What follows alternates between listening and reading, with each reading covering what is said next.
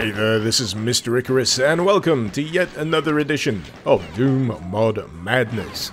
This time round, we're checking out a mod by the name of Nobody Told Me About Id, a gameplay mod that explores the idea of what Doom might look like if it were a build engine game.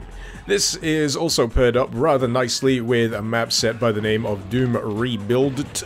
It's a work in progress at the moment, only containing 3 maps, but what's in there is highly impressive stuff, retooling and reimagining classic Doom 2 maps in the style of build engine maps. But together, these two mods form an illusion that at points becomes tremendously convincing, leveraging elements that don't just include the visual aspects of these mods, but also more subtle touches, such as the movement of your character, which is noticeably less slippery than standard Doom movement, and the construction of the levels themselves, in particular regard to secrets, encouraging you to think much more along a build engine level mindset, seeking out exploitable bits of level which you can then traverse in order to seek out those tantalizing nooks and crannies.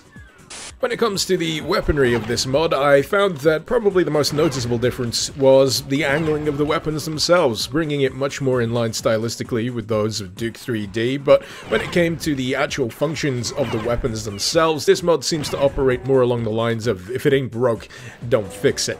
But even then, there's a few minor tweaks here and there. For example, the SSG on occasion will cause enemies to fly backwards on death, while also allowing you to fire each barrel independently as part of its alt fire. The pistol features a slightly improved fire rate, while also requiring a reload once you've expended a magazine.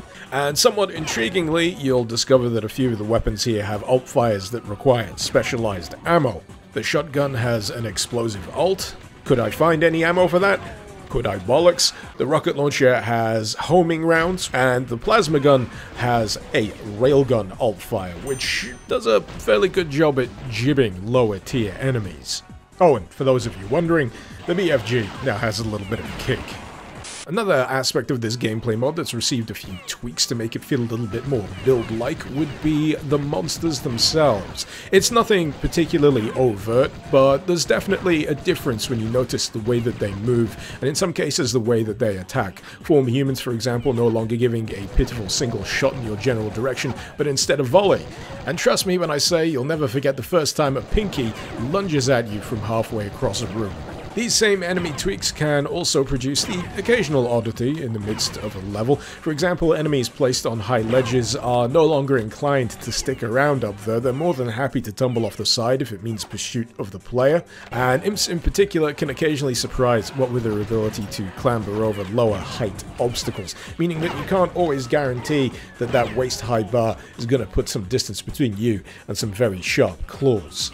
Believe it or not, there is also an entire separate roster of weapons available here during the course of this gameplay mod.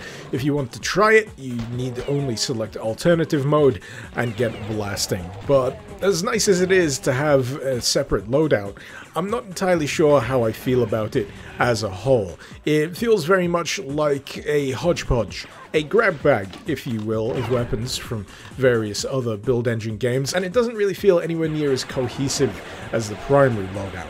Don't get me wrong, it's fun blasting away with dual-wielded SMGs and making a few enemies extra crispy, but it just starts to feel like a roster of weapons that I could generally pick up in any other Duke-themed one. But even then, I'd be more than happy to see a weapon such as the remote mines here folded back in to that primary loadout, where it just feels like it would fit like a glove.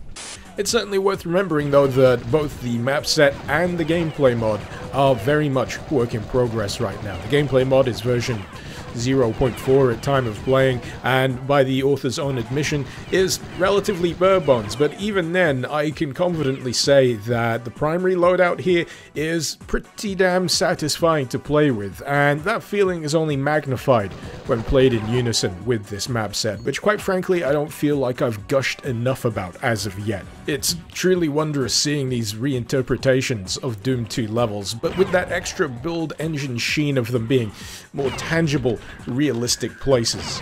I know I mentioned that there's only 3 levels currently available for this particular map set, but the first level actually does a sterling job of folding in the first 2 levels of Doom 2 into its overall runtime. It's certainly something to behold. It makes perfect sense when you play it through for yourself. So if anything, I hope this has piqued your interest. Both of these WODs absolutely deserve your attention. I'm eagerly awaiting any future updates for these two, and if you feel like giving either of them a whirl, you'll find the link, as usual, in the description below.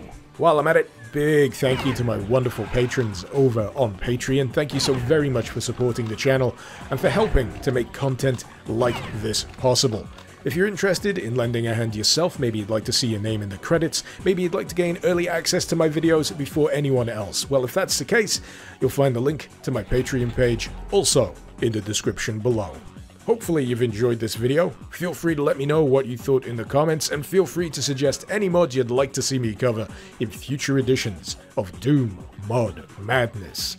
This has been Mr. Icarus. Thank you very much for watching. Icarus out.